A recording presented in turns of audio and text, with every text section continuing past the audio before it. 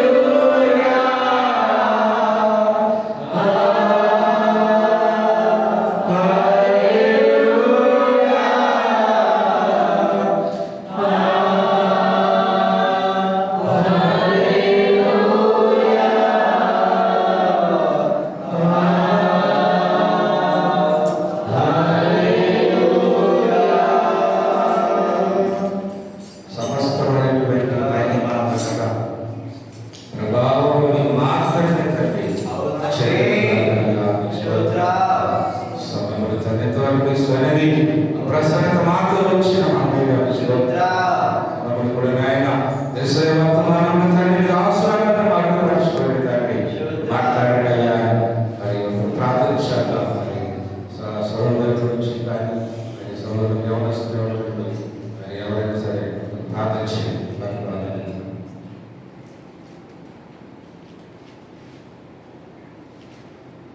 ప్రార్థన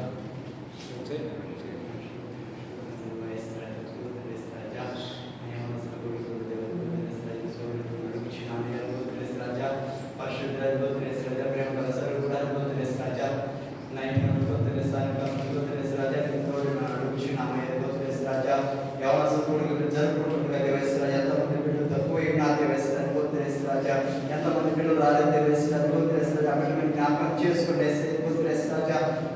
మా సువార్త ప్రకటించుకుంటే మాకు దగ్గరికి వచ్చి రాజా మీరు జ్ఞాపకం చేసుకుంటే రాజా మా సినిమాలలో అడుగుచున్నామయ్యా రాజా ఎంతమంది బిడ్డలు ప్రార్థన చేయాలనుకుంటున్నారు రాజా ఆ బిడ్డ మీరు ప్రార్థన నేర్పించండి రాజా ఎంతమంది బిడ్డలు పాటు చేయాలన్న రాజా పాటలు నేర్పించమని అడుగుచున్నామయ్యా రాజా కూర్చోలేకపోవచ్చున్నారయ్యా రాజా నువ్వు జ్ఞాపకం చేసుకోండి రాజా ముందుకు వచ్చిన దయచేయమని అడుగుచున్నామయ్యా రాజా మీకు వందనాలు చెల్లిస్తున్నామయ్యా రాజా ప్రార్థన రాజా మీరు జ్ఞాపకం చేసుకుంటున్నారయ్యా రాజా మంచిగా ప్రార్థన రాజా రాజా తెలియని వయసులో మీ సన్నిధిని వెతుకుచున్నామయ్యా రాజా మిమ్మల్ని మాట్లాడుచుంటే క్షమించండి రాజా మిమ్మల్ని విడిచి మేము కూర్చున్నామయ్యా రాజా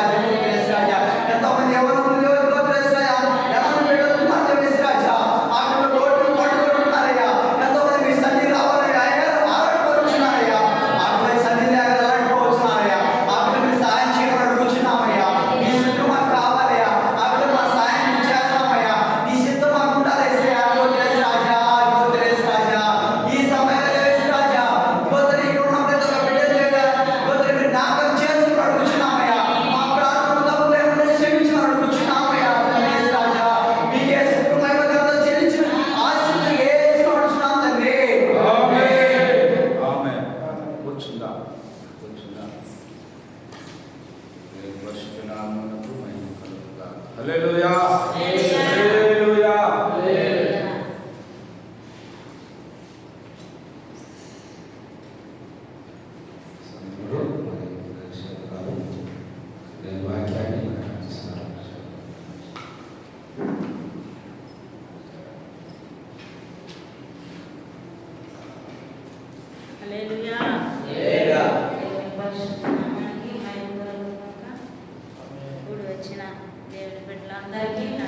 కొరకు వందనాలు తెలియజేస్తున్నాను.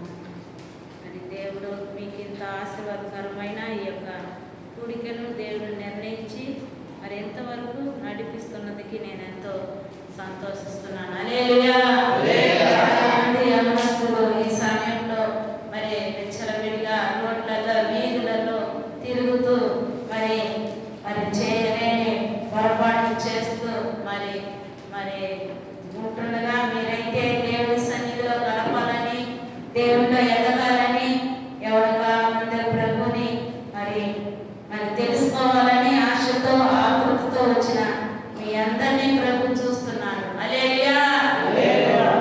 మరి తప్పకుండా మీ ఆశల్ని దేవుడు మరి నెరవేర్చుగాక. హల్లెలూయా.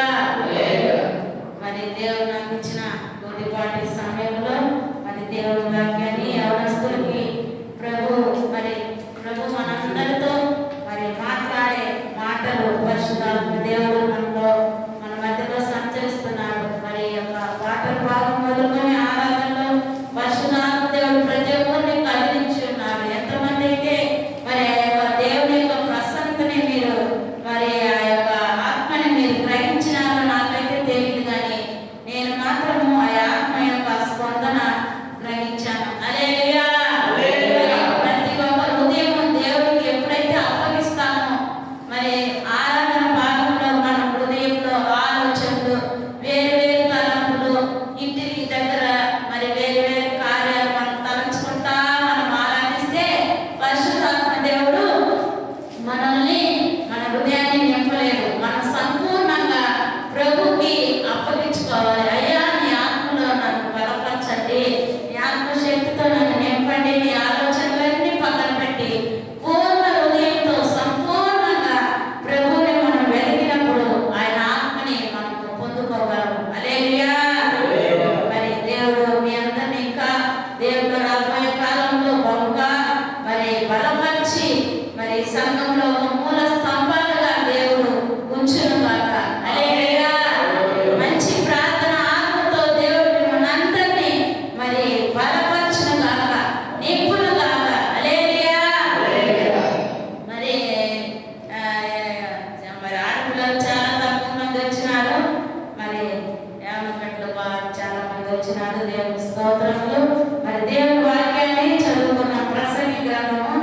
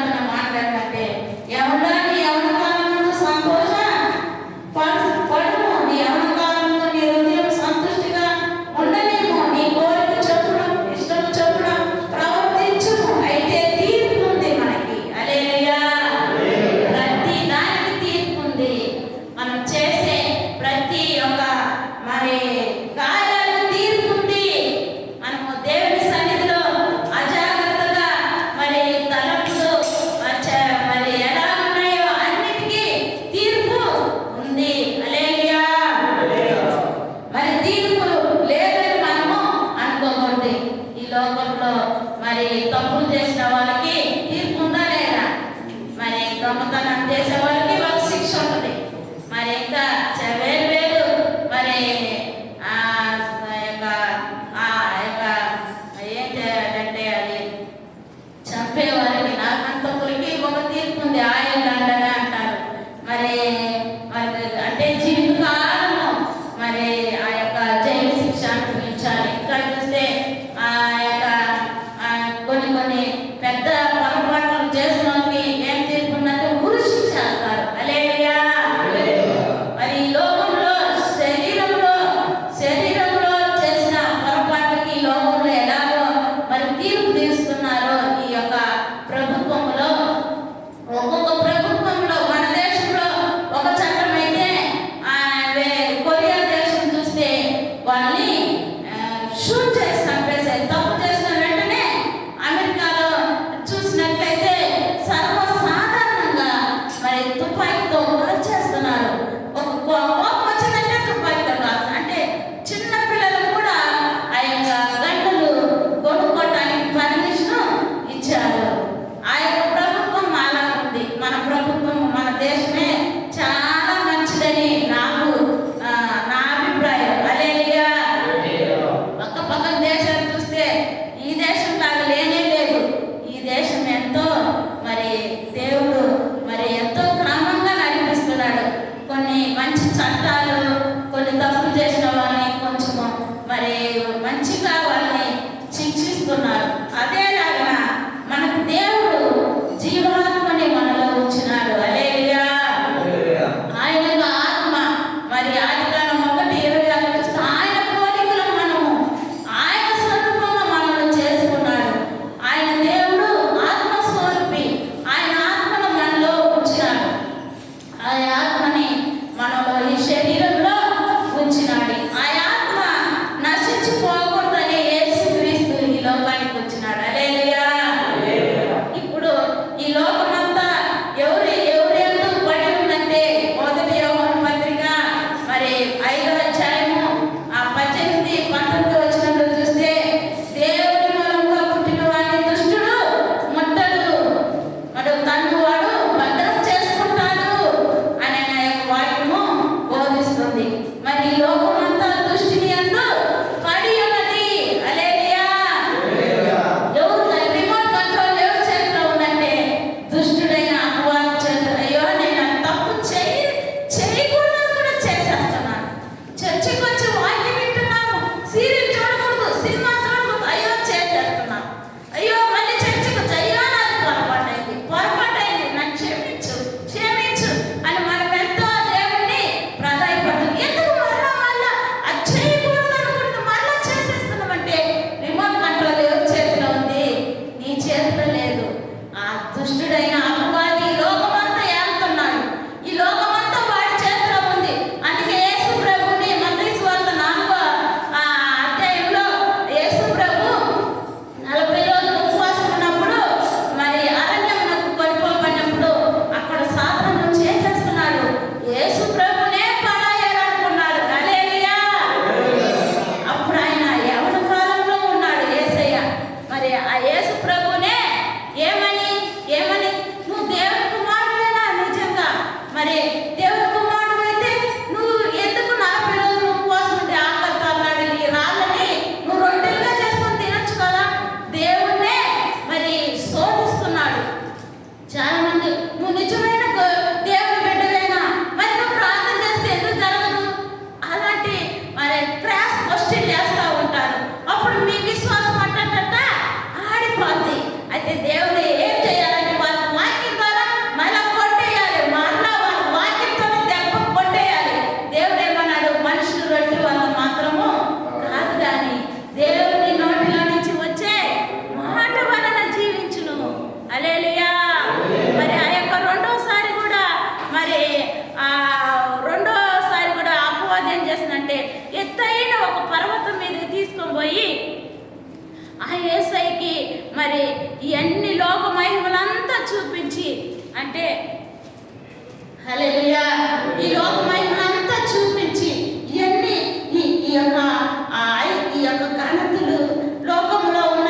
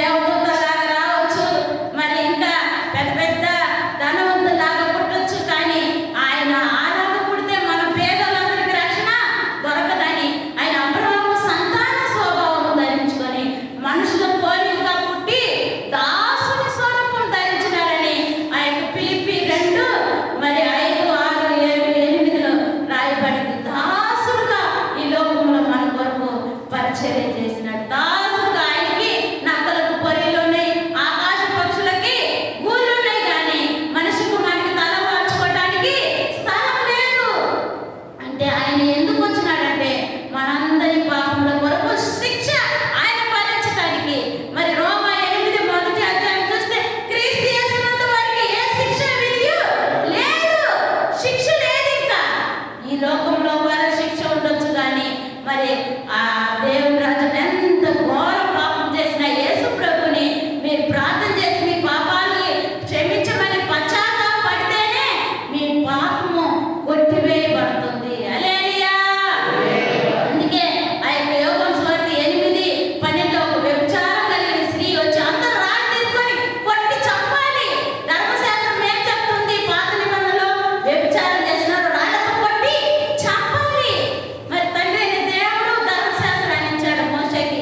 ఆ ప్రకారం పరిశీలిత శాస్త్రులందరూ చాలా మంది ఆమెని రాళ్ళు తీసుకొని కొట్టుతూ వచ్చారు. ఆమె యేసయ్య కాడికి వచ్చేసింది. యేసయ్య ఏం చేసినాడంటే బోధకుడా, మరి వ్యభిచారం చేస్తే కళ్ళతో చూసి ఈమెను పట్టుకొని వచ్చిన ఆమెని చంపాలి, ధర్మశాస్త్రం చెప్పినట్టుగా చంపాలి. అయితే యేసు ప్రభు వాళ్ళకి జవాబు చెప్పకుండా కింద ఏదో రాస్తున్నాడట, మీలో ఎవరు పాపం లేని వారైతే దాని మీద రాయి వేయండి. అప్పుడు ఆయన కింద ఏం రాసి ఉంటాడని నాకు కూడా తెలియదు, కానీ వ్యభిచారం పట్టిన స్త్రీనేమో మీరు పట్టుకున్నారు, ఆమెతో వ్యభిచారం చేసిన ఆ పురుషుడు ఏమైనా ఒకరు రాసిందేమో అందరూ రాళ్ళ కింద పడేసి వెళ్ళిపోయారంట. అప్పుడు యేసయ్య ఆమెను చూసి, అమ్మా నేను కూడా నిన్ను శిక్షించను. హల్లెలూయా. హల్లెలూయా. ఆయన దయగలిగిన దేవుడు అండి. ఆయన శిక్షించడానికి రాలేదు ఈ లోకానికి, నశింపజేయడానికి రాలా, నశించిన దాన్ని వెదకి రక్షించడానికి. మీ జీవితాలు, నా జీవితాన్ని రక్షించడానికే ఈ లోకానికి వచ్చినాడండి. ఆయన శిక్షించడానికి రాలా. ఈ లోకంలో అన్ని తప్పులకి శిక్ష వేస్తారు, కానీ నా ప్రభు అయితే శిక్షించడండి. ఆయన ప్రేమించే దేవుడు. ఆ మనసు మార్చుకోవడానికి ఆయన అవకాశం ఇస్తాడు. ఇది యవనుడా, నీ యవన కాలంలో దేవుని తెలుసుకో అని దేవుని వాక్యము బోధిస్తుంది. చిన్న చిన్న వాటికి మరి సూసైడ్ చేసుకుంటారు. ఈ మధ్య సీరియల్ నటించే ఇద్దరు గురించి నేను యూట్యూబ్లో చూసినాను. ఆమెకి 41 వయసు ఉంటుంది, ఆయనకి 30 వయసు ఉంటుంది. భార్య ఇద్దరికి పెళ్ళిళ్ళైన వారి భర్తను ఆయన వదిలేసినాడు. ఈయన బిడ్డల్ని చిన్న చిన్న 4 వయసు 8 వయసు ఈయన ఆ భార్య బిడ్డలు వదిలేసినాడు. సీరియల్ నటిస్తున్నారు వాళ్ళు. మరి ఏమైందో ఆ ప్రేమ, ఏ ప్రేమ కాదది, ప్రేమ కాదు. ఆమె యాక్సిడెంట్లో 40 వయసు ఆమె చనిపోయిందని ఆయన ఏం చేసినాడంటే సూసైడ్ చేసుకొని చనిపోయిన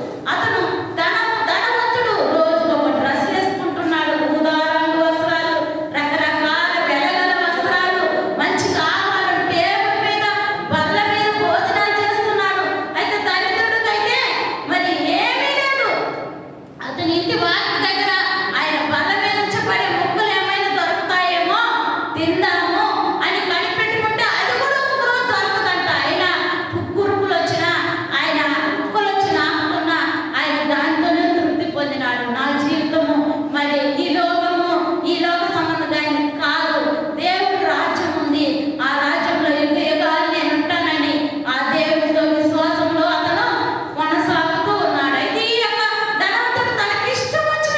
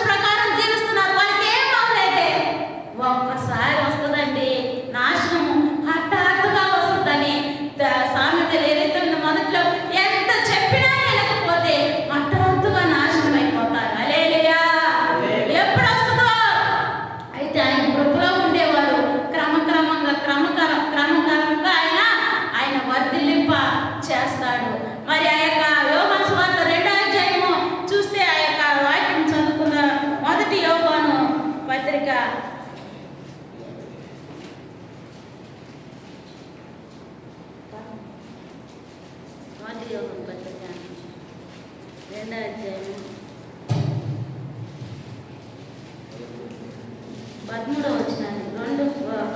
చూస్తే, అరే తండ్రులారా మీరు ఆదిలో వాడిని ఎరిగి ఉన్నారు కనుక మీకు రాయించున్నాను, యవనస్తులారా మీరు దుష్టుని జయించున్నారు కనుక మీకు రాయించున్నాను. కింద చూస్తే 14 చివరిలో, యవనస్తులారా మీరు బలవంతులు, దేవుడి వాక్యం మీ యందు నిలిచిచున్నది, మీరు దుష్టుని జయించున్నారు కనుక మీకు రాయించున్నాను. హల్లెలూయా. దుష్టుని జయించాలి. దుష్టుడు ఈ లోకమంతా దుష్టుని మీద పాపాన్ని జయించాలి. దుష్టుని మనం జయించాలి. జయించిన వారికి ప్రకటన గ్రంథం 2వ అధ్యాయంలో చూస్తే, జయించిన వారికి మీద 2వ అధ్యాయము 10వ వాక్యంలో చూస్తే, మరి జయించిన 11వ వచనంలో, జయించు వాడు రెండవ మరణం వలన ఏ హానియు చెందడు. హల్లెలూయా. మనం రెండవ మరణం గురించి చదువుకున్నాం కదా. ఆ నరకము, నిత్య అగ్నిగుండమును మనం ఏమీ చేయలేదు. అంటే మనము దేవుని వాక్యం ద్వారా జయించుచున్నాము. 119వ కీర్తన 9వ వాక్యం చూస్తే, యవనస్తుడు దేని చేత తన నడతను శుద్ధి చేసుకుంటాడంటే దేవుని వాక్యము చేతనే కదా. ఆ 11వ వాక్యంలో, నీ వాక్యము నా హృదయంలో ఉంది కాబట్టి నేను ఏ పాపము చేయలేను. హల్లెలూయా. దేవుని వాక్యం మీలో ఉంటే మీరు ఏ తప్పు చేయలేరు, మీరు ఏ పొరపాటు చేయలేరు. దేవుడు మిమ్మల్ని నడిపిస్తూ ఉంటాడు, బలపరుస్తూ ఉంటాడు. మరి చిన్న వయసులో సండే స్కూల్ పోయినప్పుడు, మరి సండే స్కూల్లో మరి పాపం చేసిన వాళ్ళందరూ నరకానికి పోతారు అని చెప్పినప్పుడు నేను భయపడిపోయినా. అయ్యా యేసయ్యా, నేను మట్టుకు నరకానికి పోకూడదు యేసయ్యా, ఆయన నేను ప్రార్థన చేసుకుంటా ఉంటాను. వాక్యం అంటే భయము, వాక్య ప్రకారం జీవించాలి. టీవీ చూస్తే దేవుడి కోపం వస్తుంది అని చెప్పి నేను ప్రతిరోజు భయంతో దేవుడికి ఏది ఇష్టమో అలా మనం జీవించినప్పుడు మనం దేవుడు ఉన్నతమైన ఆ మహిమ కలిగిన రక్షణ అనుభవంలోకి ఈరోజు నడిపించినాడు. హల్లెలూయా. బాల్య దినమునందే మనం దేవునిలో నడిపించబడితే, వృద్ధుడైన తర్వాత ఆ యొక్క సామెతలు 22:5-6 అనుకుంటాను. మరి ఆ యొక్క చిన్నప్పటి నుంచే దేవుల్లో మన బాలుడు నడవలసిన త్రోవలో నడిపించబడితే, వాడు పెద్దవాడైనప్పుడు అంటే కింద ఒకటేసి వృద్ధుడైనా కానీ దాని నుంచి తొలగిపోడు. హల్లెలూయా. చాలా మంది చిన్నప్పుడు బాగా చర్చికి పోయినా, సండే స్కూల్ పోయినా, ఇప్పుడు పాపతిగా. ఎందుకు? నీకు వాక్యం లేదు, నీకు దేవుని భయం లేదు, నువ్వు సాతానికి అడెక్ట్ అయిపోయినావు. లోక సినిమాలకి, లోక ఫ్రెండ్స్లకి, లోక పాపానికి అలవాటైపోయినవే. అందుకే దేవుడికి నువ్వు దూరమై ఉంటావు. దయతో మీరు మరలా దేవుని ఎదుగు రండి. దేవుడు ప్రేమిస్తున్నాడు. మన పాపం నుంచి విడుదల పొందాలని మన కోసమే ఆయన రాకడా ఆలస్యం చేస్తున్నాడు. నేను ముందు బాగున్నానని ప్రార్థన చేస్తాను, ఇప్పుడు పడిపోయిన. ఎందుకు పడిపోయిన? ఎప్పుడు తొలగిపోవడం. నిజంగా నీలో వేరుంటే, దేవుని వాక్యం ఉంటే, దేవుని ప్రేమ నీలో ఉంటే తప్పకుండా నువ్వు ఆ వృద్ధుడైనా కానీ పడిపోవు. మరి చిన్నప్పుడు నేను ఇలాగే ఉన్నాను, ఇప్పుడు నేను ఇలాగే ఉన్నాను. నేను పడిపోలేదు, ఎవరి కాలంలో పడిపోలేదు, ఏది నన్ను లాగలేదు. ఎందుకంటే దేవుని వాక్యం బలమైనది. హల్లెలూయా. యవనస్తులారా, దేవుని వాక్యం మీలో ఉన్నది కనుక మీరు దుష్టుని జయించి ఉన్నారు. దేవుని వాక్యం ఉంటే మాత్రం ఎవరు పాపం చేయలేరని. వాక్యం నిన్ను గద్దిస్తుంది, వాక్యం నిన్ను సరైన మార్గం నడిపిస్తుంది, వాక్యం నిన్ను బలపరుస్తుంది, వాక్యం నీకు మార్గం చూపిస్తుంది.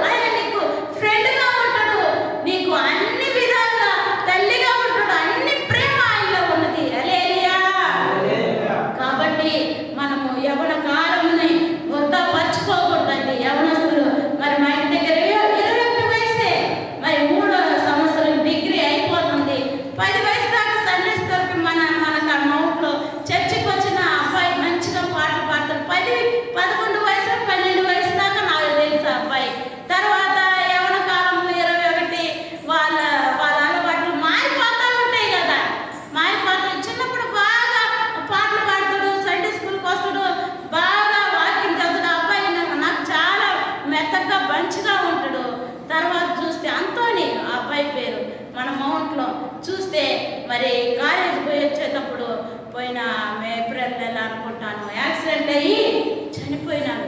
4 కూతుళ్ళు ఒకే ఒక కొడుకు. అతడు మరి వాళ్ళ ఫ్రెండ్ వద్దు ఎప్పుడు ట్రైన్కే వస్తాడంట తాంబరం నుంచి మౌంట్కి. మరి ఆ ఫ్రెండ్ బతిమలాడి ఎక్కించి వాళ్ళకే మామూలా వీడొక్కడే చనిపోయినాడు. చూడండి ఆ ఫ్రెండ్లు మరి చెడు సావాసాలు మన వాళ్ళని ఏం చేస్తారంటే దారి తప్పిస్తాయి. ప్రభు మీకు ఆలోచన ఇస్తాడు. దేవుని వాక్యం మీలో ఉంటే మిమ్మల్ని సరైన మన వద్దు ఖచ్చితంగా ఇదే విట్టే వాళ్ళు పరిశుద్ధాత్మ దేవుడు మీకు బోధిస్తాడు. వాళ్ళకేం తెలియదు. ప్రభు మార్గంలో వాళ్ళు ఆ ట్రాక్ వదిలేసినారు. చిన్నప్పుడు పోయిన మధ్యలో చర్చికి పోవాలా. దేవుడికి వాళ్ళకి చాలా గ్యాప్ దూరం అయిపోయింది. ఎన్నో సంవత్సరాలు ట్రాక్లో ఎప్పుడు మీరు దేవునితో సహవాసంలో ప్రేమలో వాక్యంలో మీరు ఎదుగుతూ ఉంటే మీకు మంచి గైడ్ మంచి బోధకుడు ఆయనే. మంచి ఆయన మా ఉన్నతమైన స్థానంలో ఆయన నడిపిస్తాడు. ఆయన సర్వశక్తిమంతుడు. కాబట్టి సమయం లేదు కాబట్టి మరి మరొకసారి ఇంకా కొన్ని మాటలు ఉన్నాయి. ఆ తీర్పులో ఎంతమంది మరి ఎన్ని విధాలుగా ఏ ఏ స్థలాలకు వెళ్తారు. 1 పాతాళానికి వెళ్తారు. మరి ఇంకా అగాధ కూపంలోకి వెళ్తారు. వెలుపడి చీకట్లో చనిపోయిన వారు ఎక్కడెక్కడికి వెళ్తారని మరి దేవుని నమ్ముకున్న వారు పరదేశులకు వెళ్తారు. దేవునితో యుగాలు ఆనందించే ఆ రాజ్యంగా దేవుడు మనకి ఇయ్యాలని మనందరినీ ఇక్కడ సమకూర్చి మనతో మాట్లాడుతున్నాడు. దేవుడికి మహిమ కలుగును గాక. ఈ సమయాన్ని ఇచ్చిన దేవునికి మీ అందరికీ హృదయపూర్వక వందనాలు తెలియజేస్తూ దేవుడిలో ఇంకనూ ప్రార్థించండి, ఇంకనూ బలపడండి. దేవుడు ఇంకనూ మిమ్మల్ని అనేకమైన ఉన్నత వరాలతో నింపి బలపరచును గాక. ఆమేన్.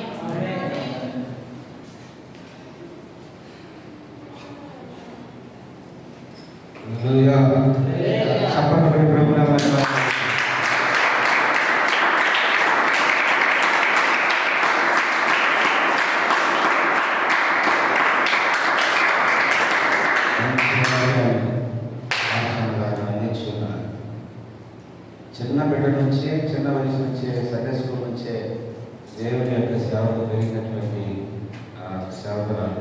పాస్టర్ గారు అప్పుడప్పుడు చదువుతారు కదా సగం మన పాస్టర్ గారు మా చెల్లమ్మ ఆమె వల్లనే మేము దేవుడు వచ్చాము అంటే నేను కూడా చెప్పేది ఏంటంటే నేను కూడా ఒకప్పుడు లోకరీతిలో ఉన్నప్పుడు మా వివాహమైన తర్వాతనే ఈ బైబిల్ పట్టుకొని దేవుడి సేవకునిగా పరిచయం చేస్తున్నాను.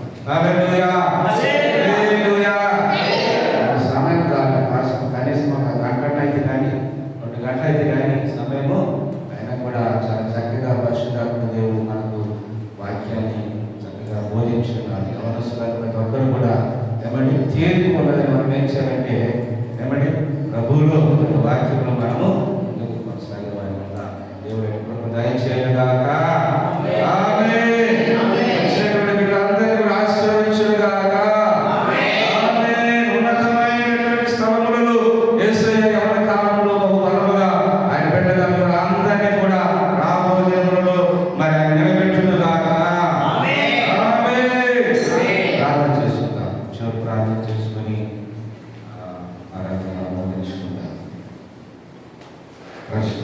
ఒక మంచి వర్తమానం యవన కాలంలో యవనుడా తీర్పు ఉన్నదని గ్రహించాలి. ఎవరి జీవితం ఎవరైతే కాపాడుకుంటూ డబ్బులు ఉంటారో అది ఎంతో ధైర్యకరమైనటువంటి ఒక మంచి జీవితం, ఒక మంచి భవిష్యత్తులో రాబోతున్నట్టు మనం ఉండాలంటే ఈ యవన కాలం నుంచి ప్రభువులు మనం ఎప్పుడైతే ఆ వాక్యము మనలో ఉంటుందో ఒక కార్యాలకు మనం పడిపోకుండా ఉంటామని మాట్లాడి ఉన్నారు. యేసయ్య కూడా యవన కాలంలో సాతాను ఎంత మరి ఎన్ని శ్రమలు పెట్టినా ఎన్ని కష్టాలు పెట్టి కూడా యేసయ్య జయించినటువంటిది అని బిడ్డమైన మనం కూడా జయించేవారిగా ఉండాలని ప్రభువు యవనులు బలమైన వారు దుష్టుని జయించగలిగిన శక్తి ఎవరిలో ఉన్నదంటే యవనస్తులైన వారి మీద ఉన్నది. యేసయ్య స్తోత్రాలు ఉన్నతుడా నీకు స్తోత్రాలు చెల్లించుకుంటున్నాము. గొప్ప దేవుడా ఈ ఆశీర్వదించబడినటువంటి రోజుల తండ్రి ఈ దర్శకులను మరుగుపరచుకుని ఆయన ఎవరి బిడ్డలు అందరికీ తండ్రి చక్కని మాటలు మాట్లాడి ఉన్నారు. నీకు స్తోత్రాలు. బిడ్డలకు ఎంతో విలువైనటువంటి మాటలు ఎంతో నాయన మరి భవిష్యత్తులోనైనా ఆశీర్వాదకరమైన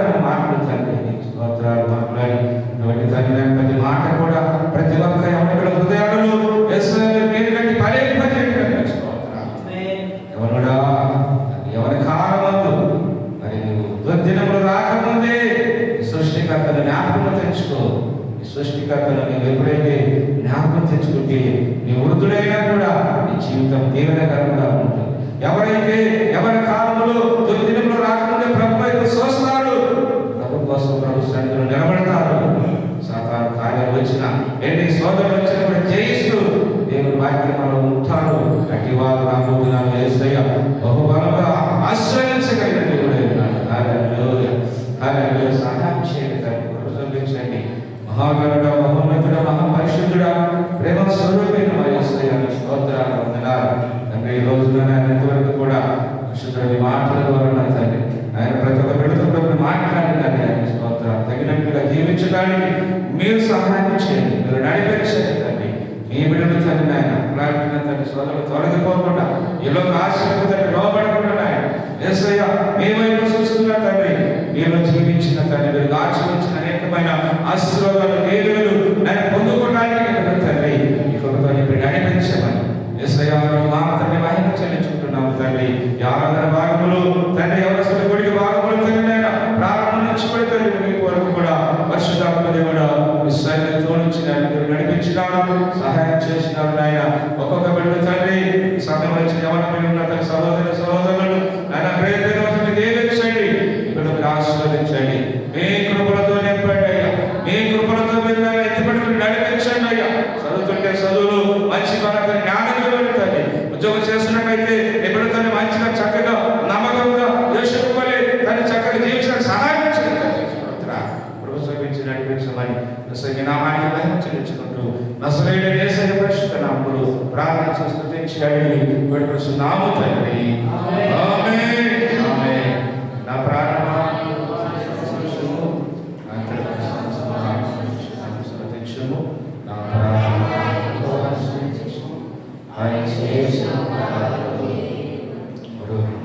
ఆమేన్, ఆమేన్. పరమ తండ్రి అయిన దేవుని ప్రేమయు రక్షకుడైన యేసుక్రీస్తు వారి కృపయు పరిశుద్ధాత్మ దేవుని సహవాసం